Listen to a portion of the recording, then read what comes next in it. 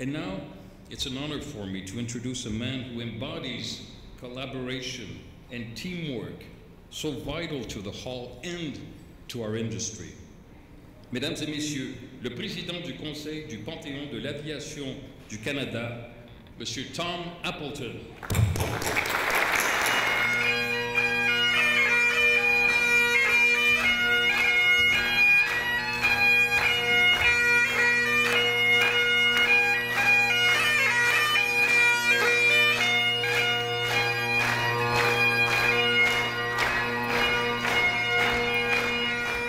Thank you, Pipe Major. Thank you, cadets. Very well done.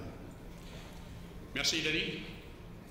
Mesdames et messieurs, au nom de mes collègues de conseil d'administration du Panthéon de l'Aviation du Canada, je vous souhaite la bienvenue à Montréal. Here in this wonderful June evening, couldn't be nicer. We're all delighted that you gave up this weather to be present with us here this evening, and we welcome you most heartily to the 39th annual induction dinner of Canada's Aviation Hall of Fame. Nous n'avons ménagé aucun effort pour que cette soirée soit à la hauteur à vos attentes et de celles des nouveaux membres du Panthéon de l'Aviation du Canada et de l'organisation qui se verra décerner le prix d'excellence de Belt of Orion. Those we honor tonight represent the legacy of the hard work, dedication, and courage that has put Canada amongst the forefront of countries active in aviation and astronautics. Et que dire de Montréal, aujourd'hui l'une des 3 villes du monde les plus actives et influentes en aéronautique et astronautique, grâce au travail acharné à l'engagement de ceux que nous honorons ce soir et de ceux qui les ont précédés. Thank you for joining us one and all. It's great to have you all with us again this evening. I'd like to thank the committee who's organized this tonight, who've worked very hard together. And allow me particularly to thank very much those organizations, individuals, and particularly our sponsors who have so generously contributed to tonight's program. Without your support, we could not have offered you this unique aviation moment. Thank you.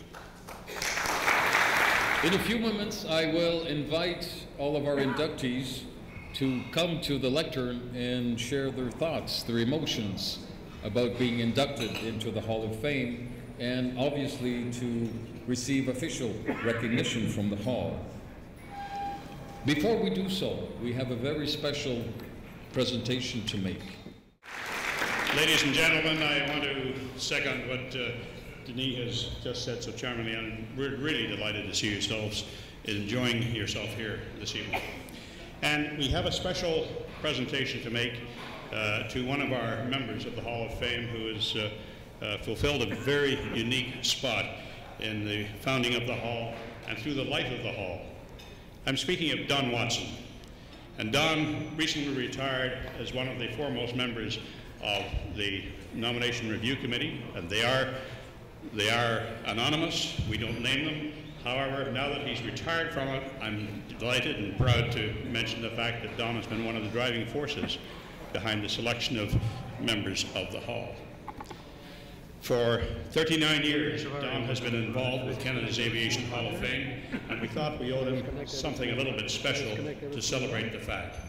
And I am delighted to tell you that the Board of Directors unanimously agreed that we would name Don Chairman Emeritus, an honorary position, obviously, and extremely well deserved by Don.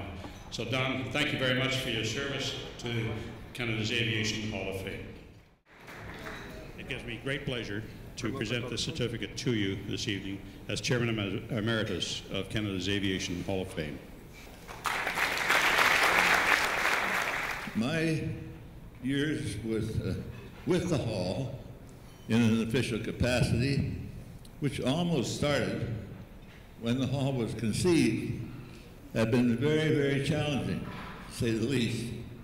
No money, all kinds of big ideas, and all kinds of opportunities out there that were known to us to bring the right people to the front of the country so that they could be recognized adequately. And that was our total responsibility. And it was going very well. And set up by Punch Dickens, who was unquestionably one of Canada's greatest aviators and organizers. I can assure that he can organize, could have organized him.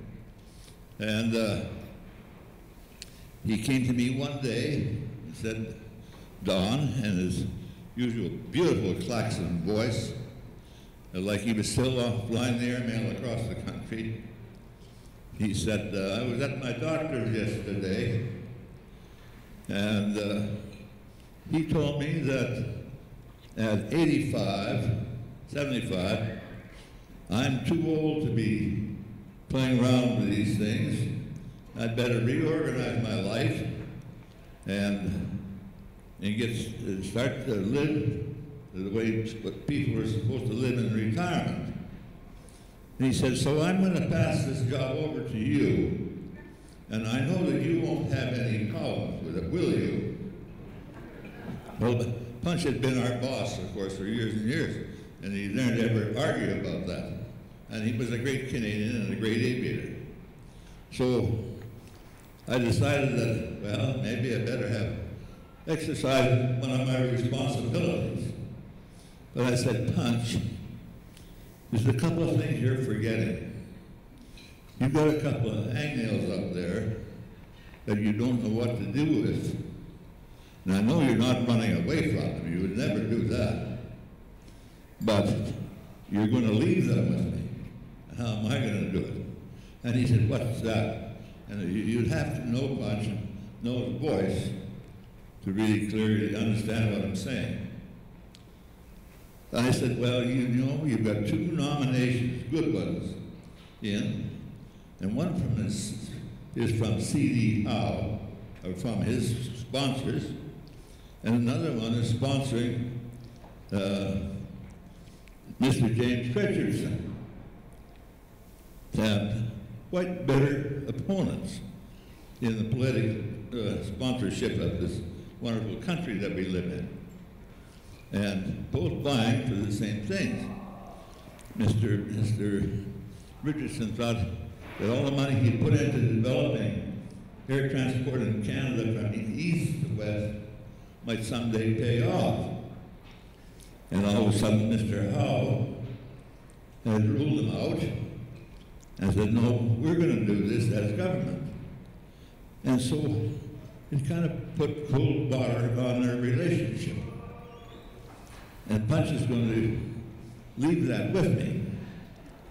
So I said, well, Punch, if you got to get away for health reasons, you got to get away for health reasons. So we'll take a run at it, but I don't know what kind of finesse that I could put to a proposition like that. And I thought about it and worried about it, and thought about it and worried about it.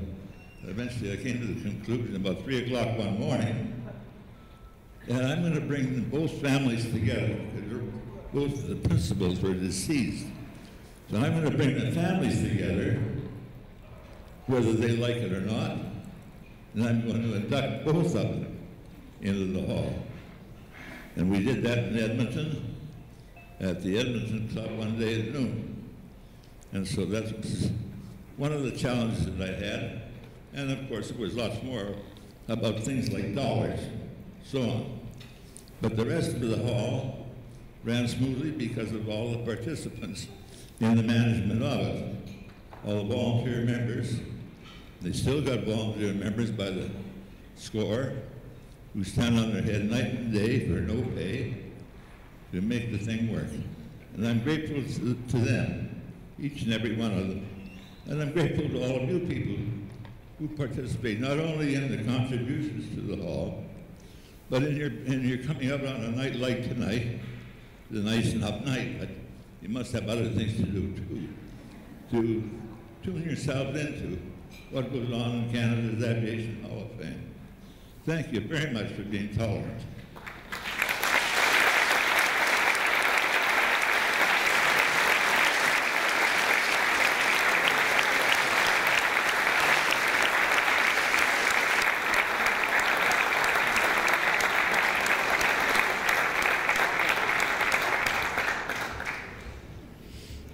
What a wonderful testimonial.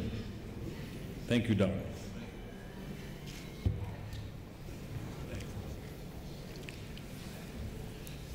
Okay, it's now time to hear from our inductees, and I will call them one by one in sequence. And to do the honors for the recognition, I would like to call upon Lieutenant General Charles Bouchard, who is our guest speaker for this evening. I'll have the opportunity to introduce him a bit later. And Tom Appleton. Here we go, and we have our wonderful cadets to give us a hand a bit later on in bringing up the certificates and the medals. So, we begin the round with Levens Aviation, and we'd like to call upon Jeff Levens to come up here and be recognized.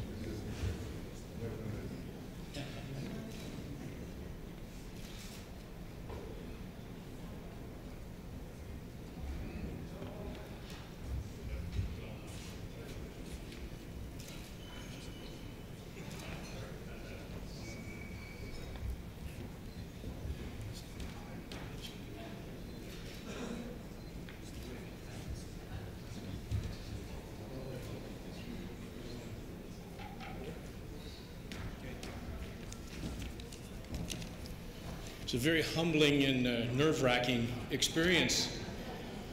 Good evening and bonjour tout le monde. Unfortunately, that's the extent of my French, courtesy of my daughter, Emily. As mentioned, I am Jeff Levens. I'm the eldest grandson of Walter Levens, former president and general manager of Levens Aviation. I'm joined this evening by a number of Walt and Claire's descendants, children, grandchildren, great-grandchildren, spouses, and guests. All of us very thrilled to be here, right?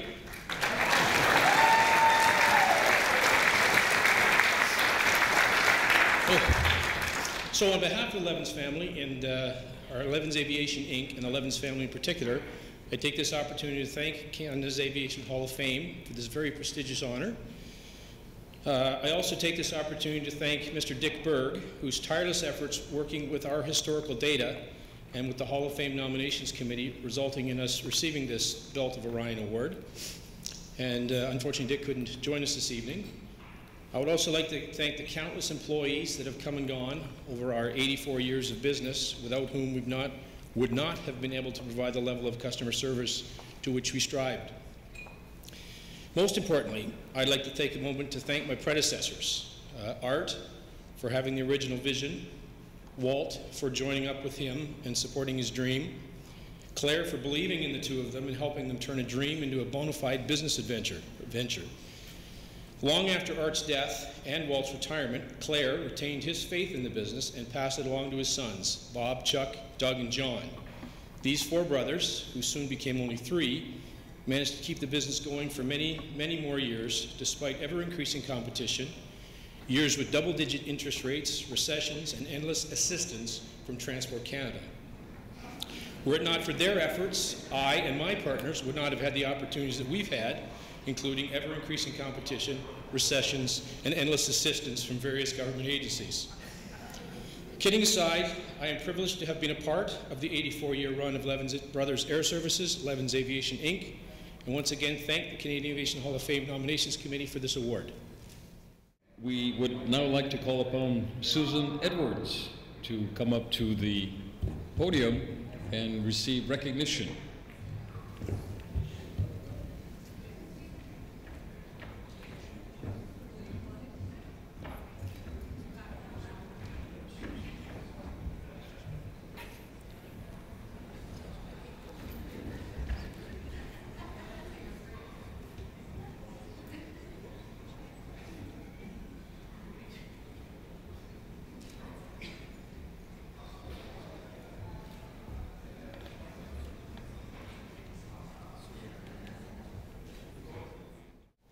On behalf of Gus's grandchildren and his great-granddaughter, I would like to express our sincere thanks for the high honor which the Board of Directors of Canada's Aviation Hall of Fame have bestowed upon my father. For it is indeed a high honor given to few in Canada, and I know he would have been particularly proud to join those illustrious members who, through civil and military aviation, have contributed so much to the development of this country. This night would not be possible for us, however, without the tireless efforts of those involved in Gus's nomination, and I am deeply grateful to Captain Alan Snowy, who set us on the course, historians Stephen Harris, Hugh Halliday, Carl Christie, and Richard Goet, Colonels Ernest Cable and Sam Michaud, the linchpins in the process, and the commander of the Royal Canadian Air Force, Lieutenant General André Deschamps. Sincere thanks are also due to the Vimy Foundation, who will have provided the funds for a remarkable ceremony which is going to take place tomorrow in the National Military Cemetery, where my father will be reinterred in that beautiful cemetery. Now, on a much lighter note, you have seen examples of my father's professional side, but this was a man of many parts. And to me, one of his most endearing qualities was his sense of humor. And I thought you might enjoy hearing my favorite example. As a teenager at boarding school in 1946, I was having great difficulty surviving on what I considered my meager $1 monthly allowance. Evidently, I had written to Mom, pleading for an increase, apparently reasoning she would intercede with Gus on my behalf. Now I ask you, how many fathers would send this reply? My dear Sue, with considerable interest, I have perused your recent epistle, deposited in the proper receptacle by the courier early this ante-meridian. While the salutation was in the singular, "Dear Mum," I felt that the ominous foreboding I normally experience at this period of the month would, comme la coutume, elevate itself to a graver suspicion that I was about to be pluralized with deep significance somewhere within the document. A surreptitious, though casual glance summoned a confirmation of my direst doubts. Careful digestion of its contents arouses in me a sense of mutual economic peril.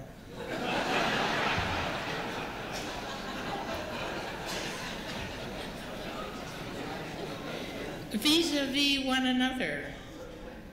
Anent my own financial status, I cherish the desire to survive, an emotion which we apparently do not share. I would challenge a reciprocal charge. Let us analyze the fiscal position quite dispassionately. For myself, what do we see? A man worn and tattered, working his bleeding fingers to the bone in the struggle of life. Old, creaking and bent under his pitiful burden. With bowed head, he stumbles in his path, too weak to stagger farther as he drips the last drop of his blood into the drained coffers of his family care.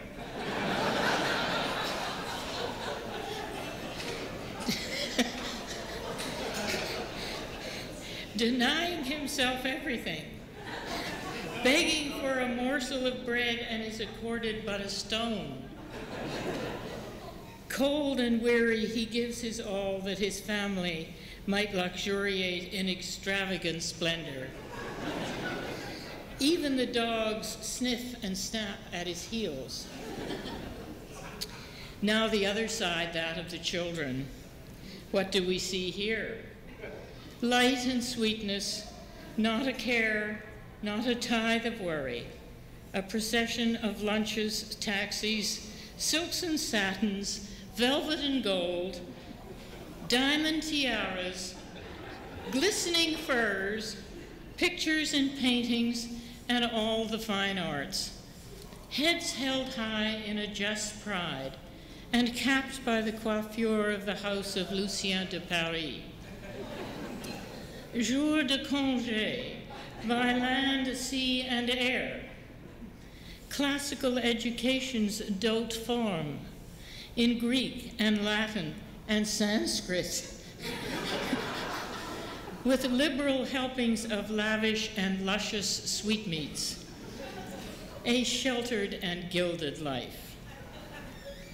I have, therefore, reached a final and irrevocable decision.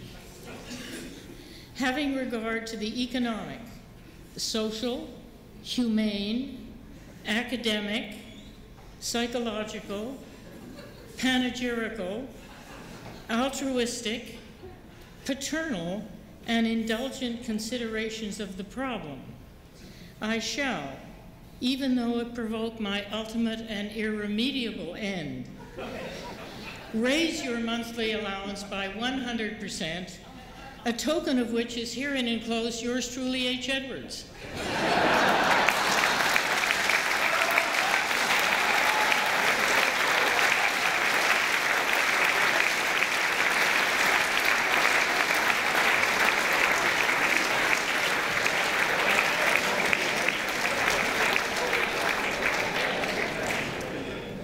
Boy, that's a classic in its own right.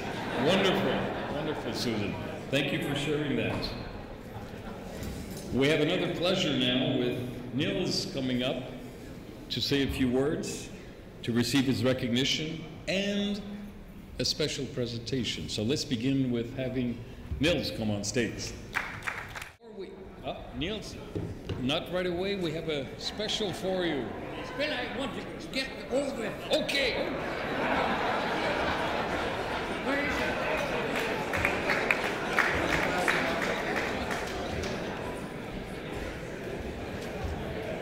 And an MC is supposed to be in charge.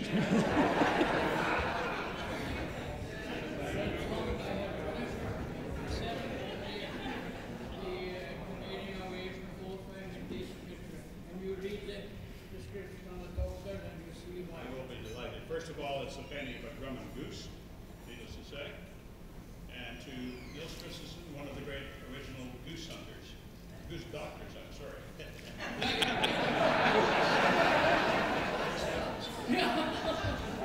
Thanks for bringing back so many to the skies. Welcome wishes from Alaska's old goose town of Ketchikan, and it's the Tongass Historical Society Save the Goose Project. 1994. That's right. Well, you're welcome to it. Thank you very much. We'll put it I in hope you find it nice and good. we will put it in our collection in the festival. Thank you. Okay, good. Okay.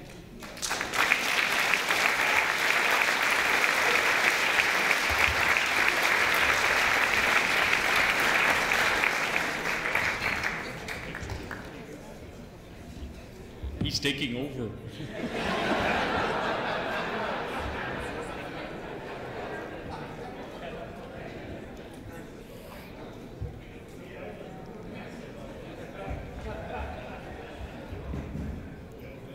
So I'd like to call upon now Mr. Tobias Svenningsson from the Norwegian Embassy to join us on stage for our special presentations. Now, Niels, you have to stay. Have to stay for a moment. Okay. Do I have to stay? Is he here? There we go. Niels is there. He's there. There we go. Hello, everybody. It's thank you for inviting me here. It's nice to be here. Always nice to be in Montreal. we are here to celebrate Canadian aviation heroes. But Nils here is not only a Canadian hero, he's also a Norwegian hero. He is one of the last of the generation who spent sacrificed his youth for his country and for everything that we are grateful for today, to live in a free and democratic society. So we are happy to take a little part of Nils and his history. While Nils was working at Little Norway base in Toronto, there was a young boy looking at the sky and being very inspired by these Norwegian planes. And in a later age, he became a renowned aviation painter, and he made this scene historic. And he made a painting that hopefully will end up in Norway at the museum in Bodø, our aviation museum. I'm going there next month. Great. But we thought that it would be this would be a good occasion for Nils. 70 years after he first came to Canada, to Toronto, to receive a copy of that painting. So I'm here just to give a copy of that painting to him. I have it here. Oh, the fish eye. Yeah. Thank you very much.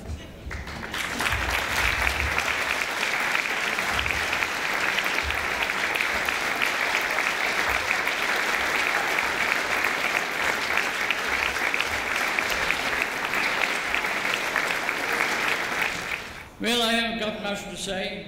All I want to say, I'd like to thank my wife of 65 years, and I want her to stand up.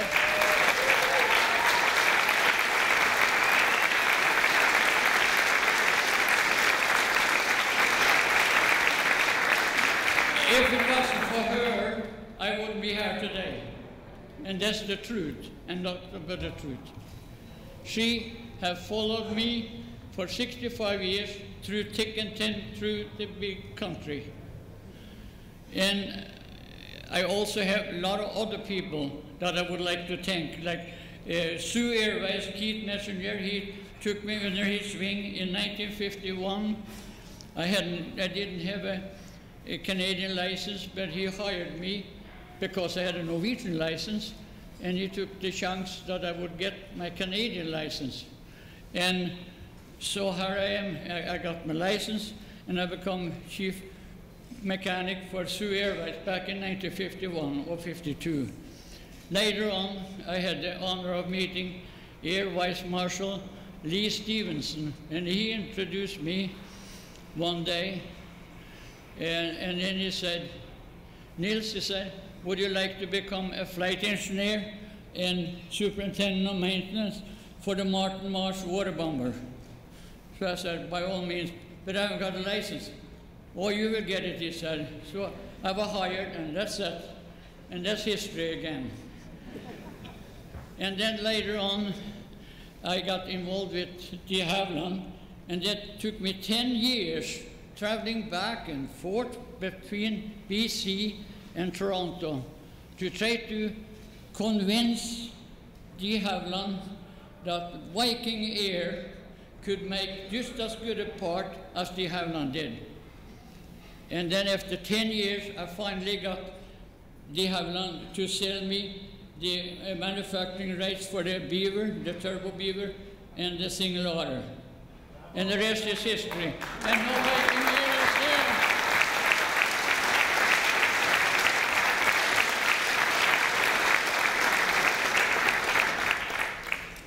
And there's so many other.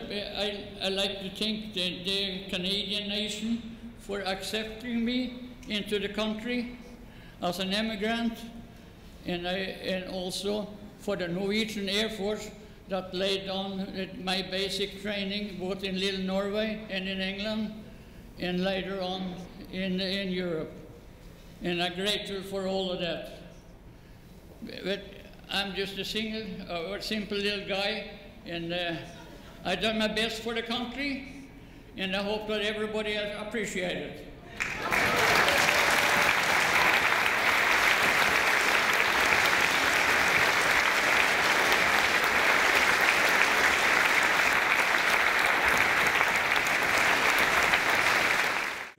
Congratulations again, Nils, and with your permission, I will continue.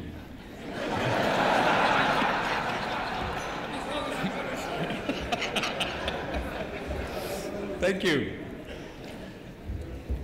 Et maintenant, nous avons le plaisir d'accueillir sur la scène Pierre Jagneau, s'il vous plaît.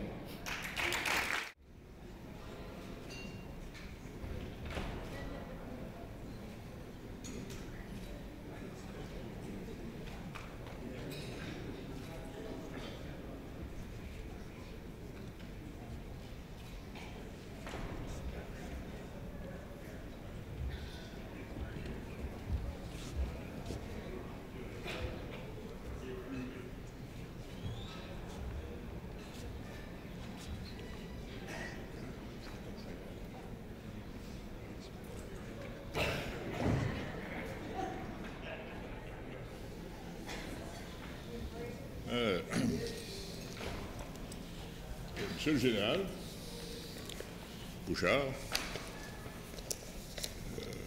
Mr. Chairman of the Canadian Aviation Hall of Fame, Tom, good friend, Tom Appleton, distinguished inductees, past and present, Mesdames, Messieurs, ladies and gentlemen. First, of course, I wish to express my most sincere gratitude to the board and the Selection Committee of the Aviation Hall of Fame for the prestigious honor.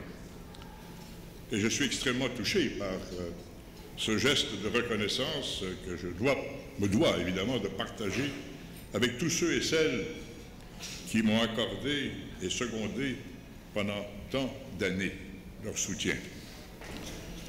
And I've been most fortunate during my years at Air Canada, as well as at IATA, the International Air Transport Association, to have enjoyed the support of many extremely competent and dedicated aviation professionals. And I think I can state quite categorically that without their invaluable involvement, of all those competent and dedicated people, a significant contribution attributed to me would have not taken place. Many of the Air Canada executive team who worked with me at the time that I was there are here tonight, and I'm deeply honored and touched by their presence. J'ai passé quelques 30 ans au service d'Air Canada. Je crois sincèrement que, en dépit de l'importance médiatique qu'on en accorde à la fameuse boîte noire, la contribution à Air Canada que je considère qui était la plus importante durant mon temps, ça a été la privatisation de la société Air Canada. Le gouvernement conservateur de Brian Mulroney avait décidé de libéraliser totalement le marché aérien. Et la position d'Air Canada, société d'État, devenait tout simplement insoutenable. Sans l'ouverture de l'actionnariat, notre ligne aérienne était vouée à l'asphyxie. Le ministre du Transport à l'époque, Don Mazinkowski, comprenait bien la situation. Mais par contre, la situation actuelle de la société de la couronne, Air Canada, n'était pas privatisable.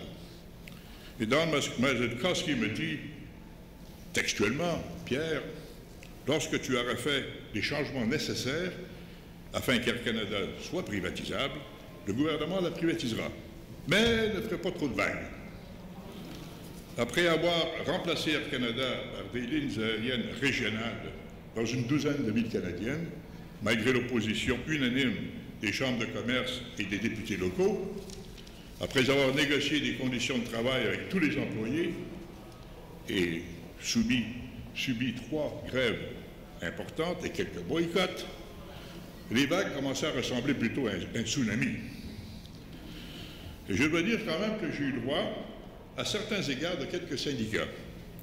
Parce que lors d'une démonstration, ils se promenaient avec des placards, il n'y avait pas de casserole à ce moment-là.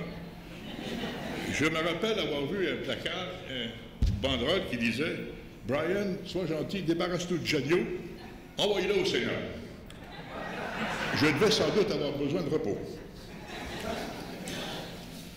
I've been given credit at Air Canada for pioneering wide-body twin-engine operation over the Atlantic, credit for ACARS, in particular data transmission over Atlantic, flight performance to be transmitted electronically and automatically. But much of that credit, of course, is due to the very excellent group we had in our technical and operations group. And in particular, Captain Charlie Simpson was here tonight, was head of the operations at the time, I must say, was quite instrumental as well as the rest of the technical group. Charlie is also famous, in fact, for having shattered the glass ceiling, or should I call it the glass cockpit, because he, under his tenure, recruited the first group of female pilots.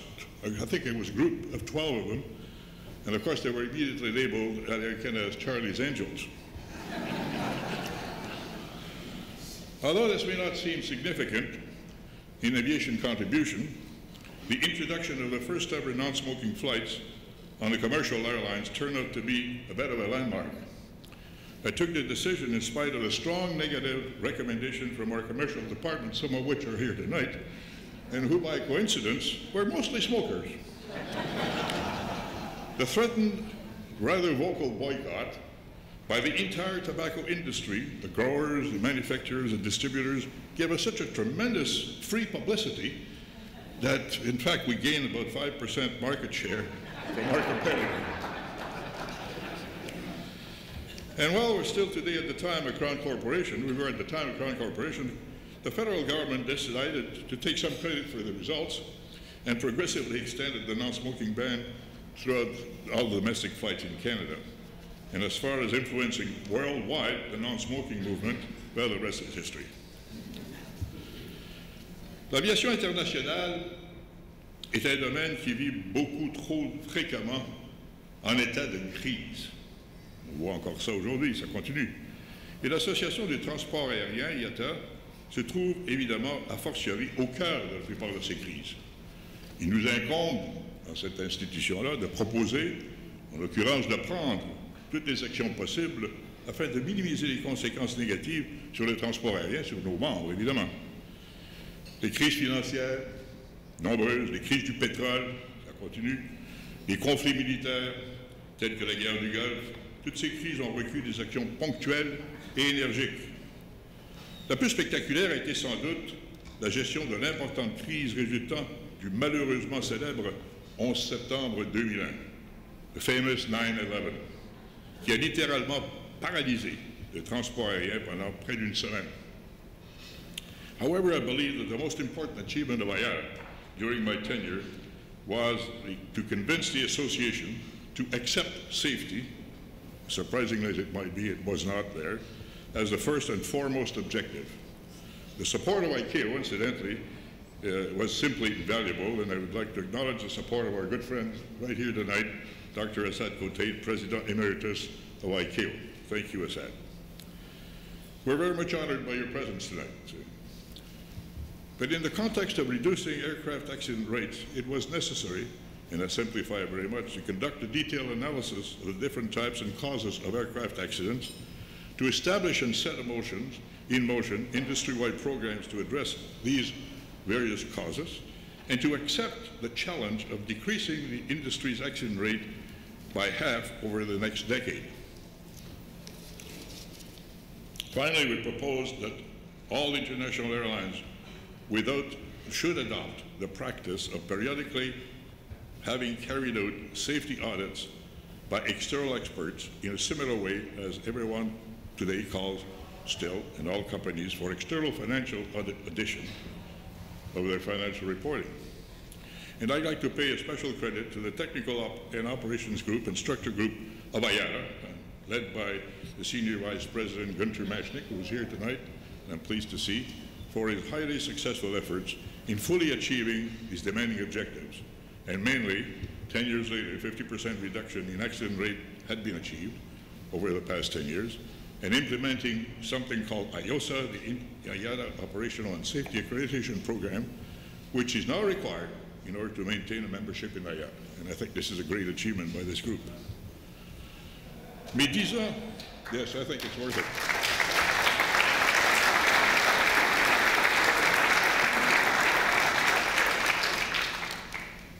Mais 10 ans d'y être ont appris jusqu'à quel point les gouvernements, mis à part ceux du Golfe Persique qui semblent avoir une vision différente, traitent l'industrie du transport aérien comme tout simplement une vache à lait.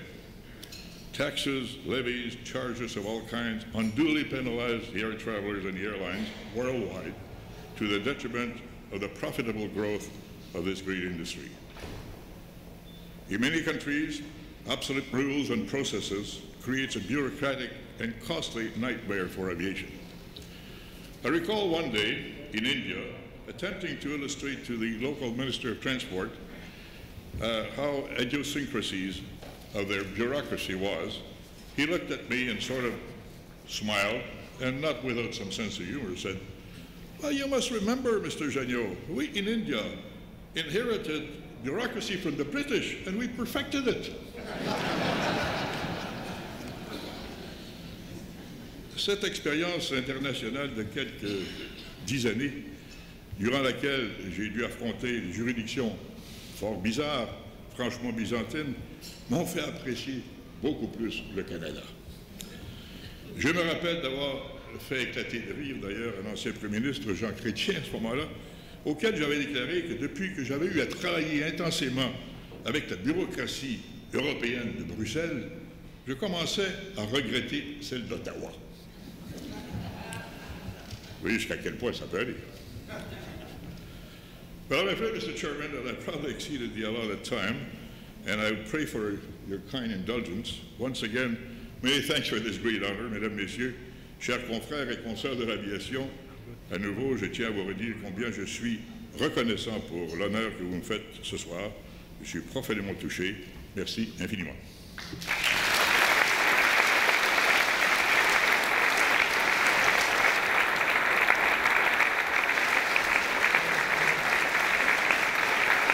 Merci beaucoup, Pierre. And we round out our series of testimonials with Dave Williams. There he is. There he is.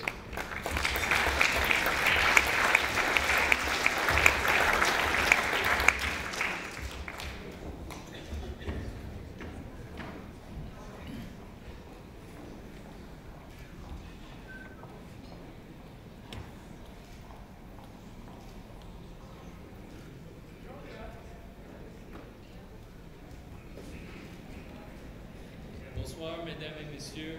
C'est un grand honneur pour moi d'être ici ce soir. Thank you so much to the Selection Committee of the Canadian Aviation Hall of Fame, to the Board of Directors of the Aviation Hall of Fame. I'd like to thank the two individuals who nominated me for this award, Joy Parker-Blackwood and Anna Pengrazi. They've been great friends and supporters over the years, and I'm very, very proud to be a 49 and a halfer, a husband of a 99, my wife Kathy Fraser. I'd also like to thank Brian Lasky, flight instructor of the Stars and those that go to the Stars. Brian was my flight instructor many years ago and actually taught Tom Cruise how to fly as well. So he's truly a remarkable individual. And when I flew my first space flight, STS-90 in 1998, Scott Altman was the pilot for our mission. And if you watch the movie Top Gun, Scott is actually the pilot flying the F-14 in the majority of those scenes. So I got to hear about Tom Cruise from both perspectives. I'd also like to thank Jim and Denise Egglestone, two very good friends who made it possible for my wife Kathy to continue working at Air Canada when we were based in Houston. Kathy, of course, commuted from Houston to Toronto to be able to go to work and flying with Air Canada while I was posted down in Houston as an astronaut. And at one point in the Globe and Mail, there was an article on the worst commutes in Canada.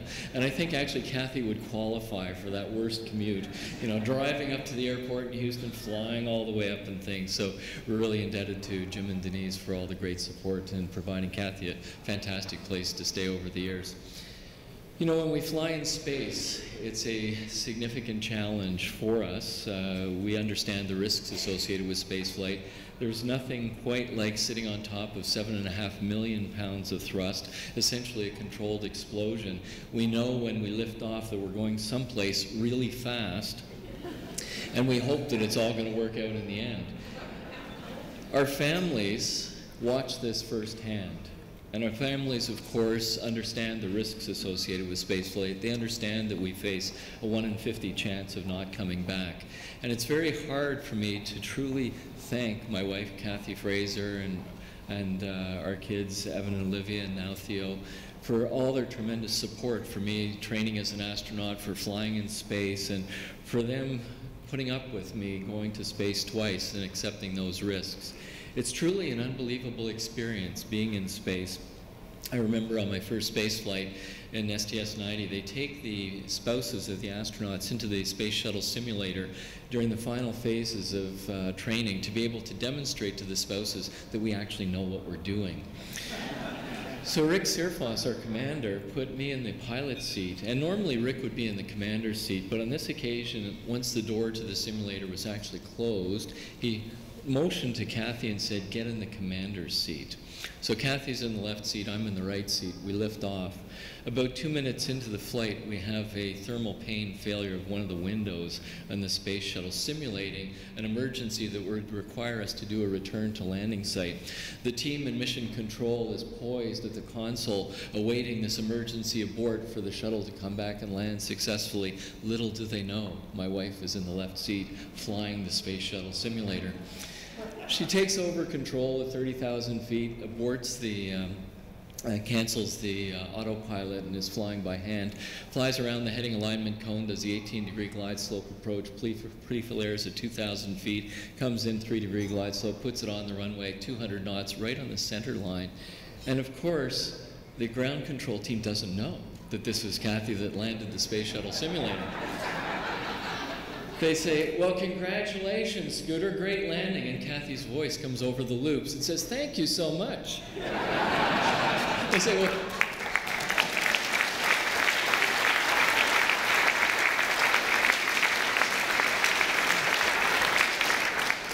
and there's this pregnant pause in mission control. They say, "Well, who actually landed the vehicle?" "Oh, that would be Kathy." And then there's this silence. And they say, "Well, you better watch out for your job, Scooter." Anyway, on my second space flight, I'd just like to share this story with you because arguably it was one of the proudest moments in my life as a Canadian. My second spacewalk, I was leading the spacewalk, very fortunate to have had a chance to do 3 spacewalks in one mission and hold the Canadian record for spacewalking. But I'm standing on the end of the Canadarm. And you have to appreciate that I'm wearing the white spacesuit with the Canadian flag on my shoulder. I'm looking back at the Canadian-developed Canadarm for the space station. The Canadian logo is on the lower portion of the arm. The Canadian logo is on the upper portion of the arm. It's guiding me to the payload bay of the space shuttle, and I'm hovering 60 feet above the payload bay of the space shuttle. Looking down at the space shuttle and the Earth 350 kilometers below, I see Canada on the Canadarm on the port side of the space shuttle. I see Canada on the orbiter boom system that enabled us to return the space shuttle to flight. And I'm looking at all these Canadian logos out there, and I realized that we have more logos on the space station than any other country.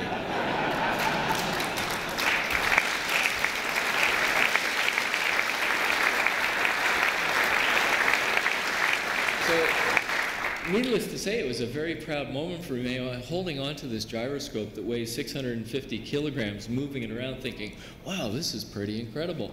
Spacewalk comes to an end. I come back inside. It's my second spacewalk, so now I'm an experienced spacewalking veteran. And Fyodor Yurchikhin floats over to me, he's the Russian space station commander, puts his arm around me and says, "Dave, great spacewalk, fantastic work, congratulations." I said, "Well, thank you, Fyodor. I really enjoyed the spacewalk as well." He says, "Dave, I want to share with you a comment that we in the space program have come to conclude." And I said, "Well, what's that?" He said, "Well, we in the international program truly recognize that the space station is just the base for the Canadarm."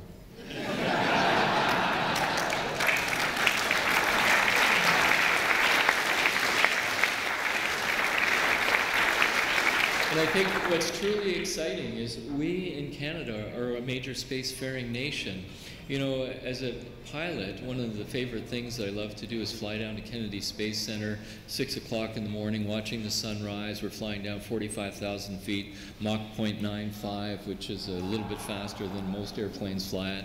And it's incredible how smooth it is, being able to watch this amazing view of the Earth. But when you're in space 350 kilometers up looking back at the planet, it's even more spectacular, realizing that we're traveling 25 times the speed of sound, 8 kilometers every second, and Canada is one of the major countries in the world that's making this possible.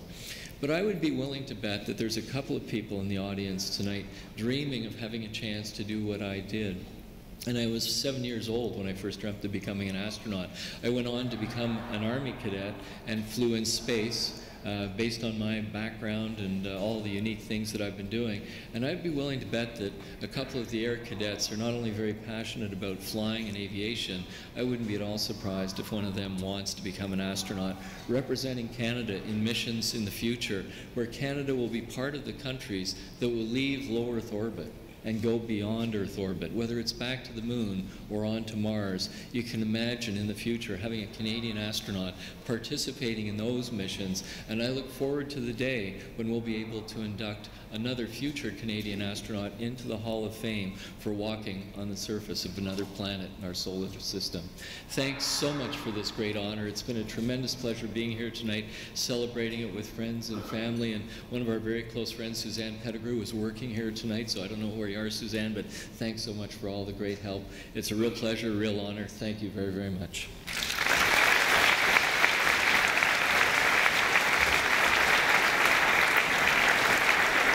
Well, since you're all standing, keep applauding for our inductees for 2012.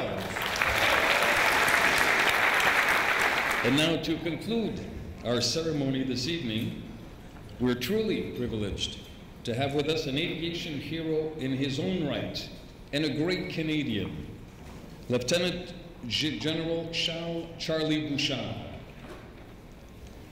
Lieutenant General Bouchard was born in Chicoutimi, Quebec, and joined the Canadian Forces in 1974, undertaking what was to become a long and prestigious career in tactical aviation with Canadian Forces Air Command. Ce qui m'a frappé le plus à la lecture des notes biographiques du lieutenant général est l'envergure mondiale de sa carrière et les nombreuses responsabilités qu'il a endossées dans des endroits stratégiques de la politique internationale. For example, he served in the United States as Deputy Commander for Continental NORAD region and was standing duty at Tyndall Air Force Base conducting air operation on September 11, 2001.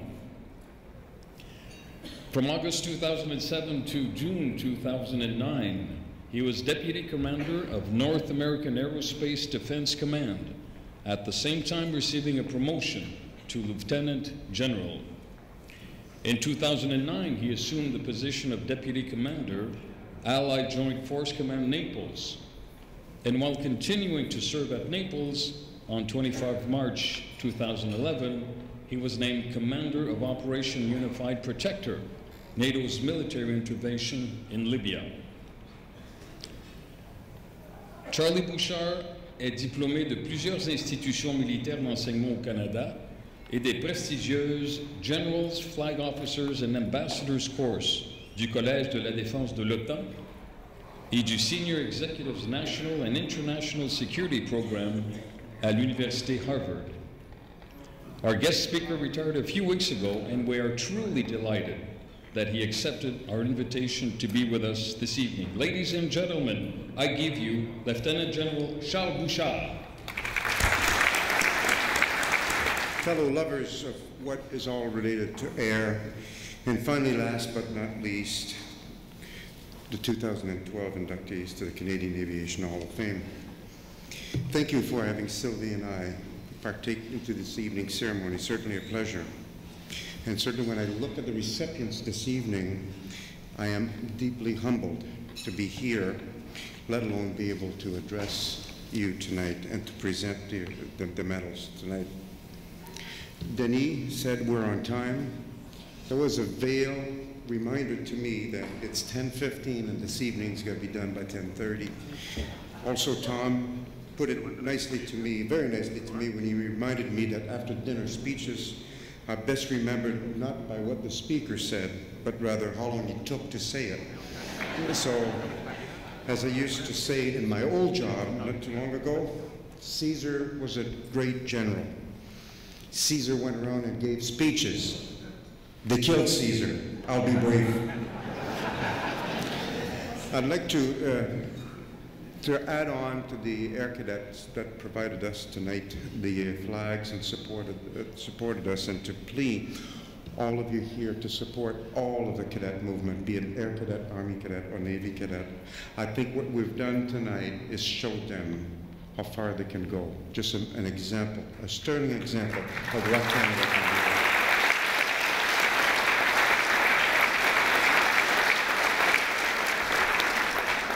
Another group that I want to recognize tonight as well are the fellows sitting in uniform out there in that corner, because they serve this country every day, good and bad, overseas and at home, saving Canadians, protecting people, and bringing right to where people need help. So to you, member of Canadian Forces, thank you for your support.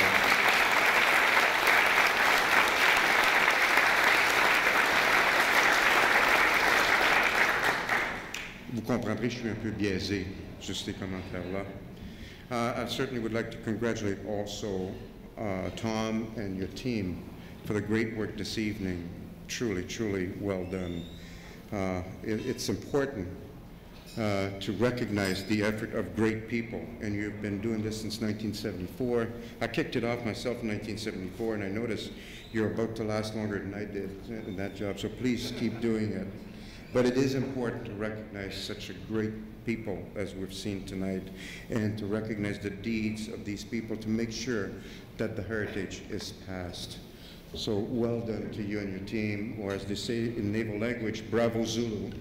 And I've done that really for the naval side of the house. There won't be any comments, regrettably, about the Army, because if God had meant the Army to fly, he would have painted the sky brown. So I'll take the rest of my remarks to the Royal Canadian Air Force and all that is air. I do apologize to Mr. Jagnot. I was there at 911, putting aircraft down on the ground, and I also prevented a lot of folks from flying around Libya for a while last year. So my apologies to the IATA for stopping business. I hope you'll forgive me for that. To the inductees this evening, let me restate publicly how proud we all are as a country to have you as Canadian. You took us tonight together on a journey that went from World War I to today, from Norway to British Columbia via London, the Maritimes, Montreal, and Toronto. We went through the British Commonwealth Air Training Plan. We've seen development on the commercial side, on the military. It has been a journey of success that has taken us from wing walkers to spacewalker. Really, when I look at the RCAF motto, which says, per ardua ad astra, to the star through adversity, you certainly epitomize this through your own successes. As some of you rightly pointed out, the road to success has not been paved throughout, and there's been a few speed bumps along the way, but you've managed to work through adversity, through your effort, in fact. All of us tonight, and in fact all of Canada, through your career, have witnessed success, indeed victory. We've witnessed courage, curiosity, innovation, and a true sense of adventure. Ladies and gentlemen, what we've seen tonight, what we've witnessed is Canadian heroes.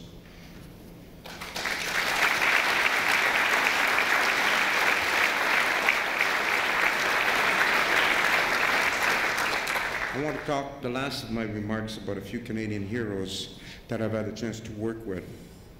There isn't a day that doesn't go by that I don't think about all the Canadian Forces personnel who have worked in many places, be it in Afghanistan, the Balkans, Iraq, or lately Libya, as it is closer to my own experiences. And I want to tell you about the great work that these folks have done. Airmen and airwomen who've put it on the line for us one more time and saw through adversity and reached for the star. Our CF-18 crews from Bagotville and Cold Lake were providing precision bombing. Let me give you an example of precision bombing. We were dropping bombs within 50 meters of Children's Amusement Park, and because of the quality of work, and I know it sounds odd, but because of the quality of work, we managed to make sure that there were no casualties out there because of the accurate professionalism and capabilities of these folks.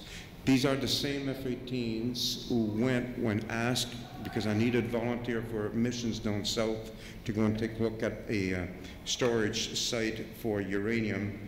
Our Canadians were the first one down the road saying, we'll go. And this mission said that we had no combat search and rescue capabilities for them, so they had to go down. We could not go and get them.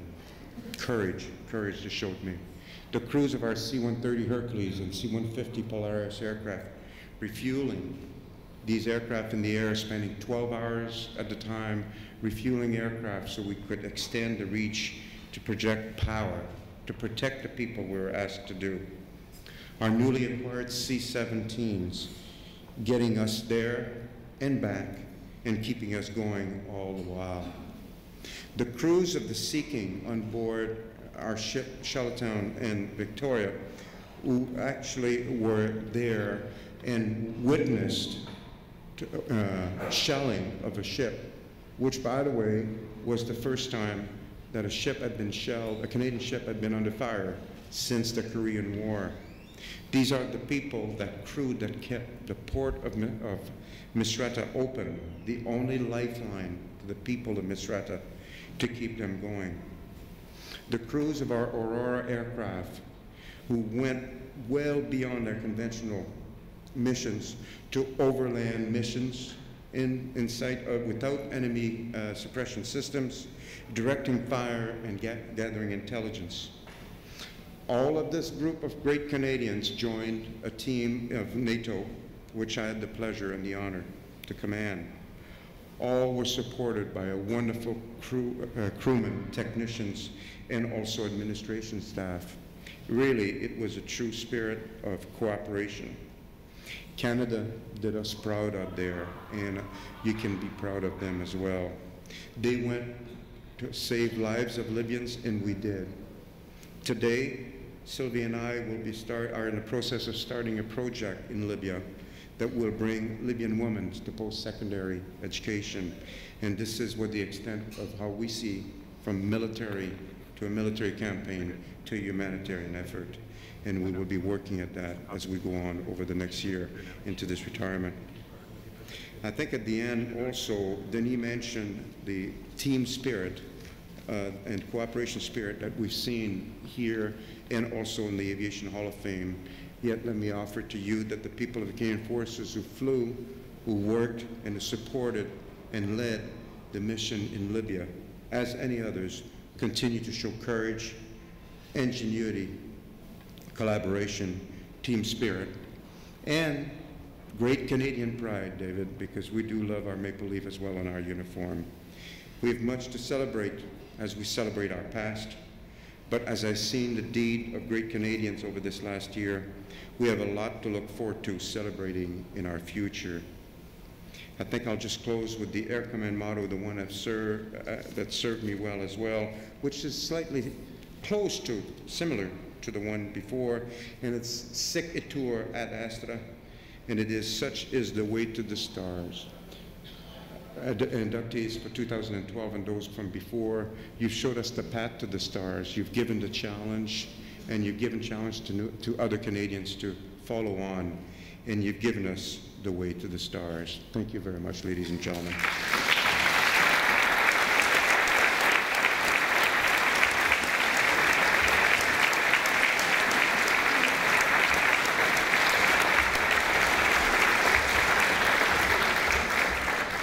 Let me just say to the General how much we enjoyed his chat this evening. It was a wonderful speech, General, and we really do appreciate your presence here this evening and put the cap on it. Now I'm going to thank one more person tonight, and that is my friend and a new director, Denis Chagnon, who's done a fantastic job of emceeing this evening.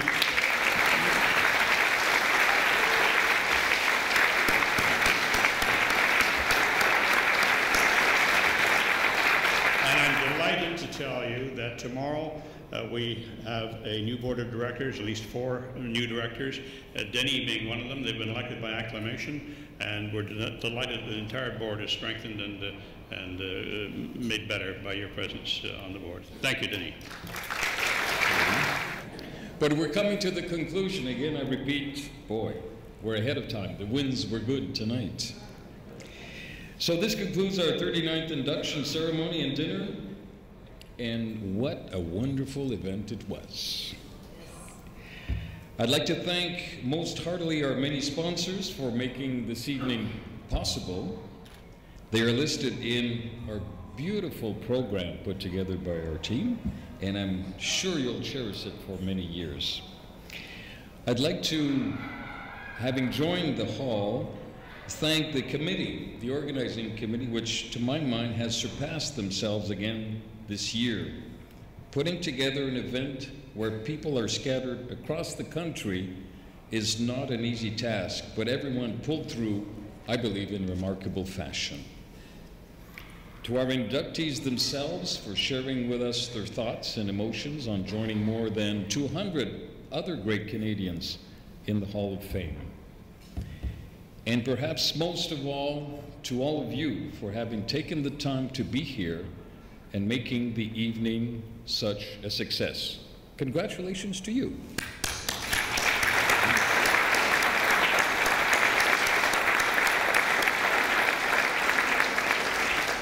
And to end it all, I have a housekeeping item. I'd like all of the inductees, I know you're going to swarm all over them, but I'd like all the inductees to stay here in the room because we want a family portrait, right? So again, thank you for coming, and à la prochaine.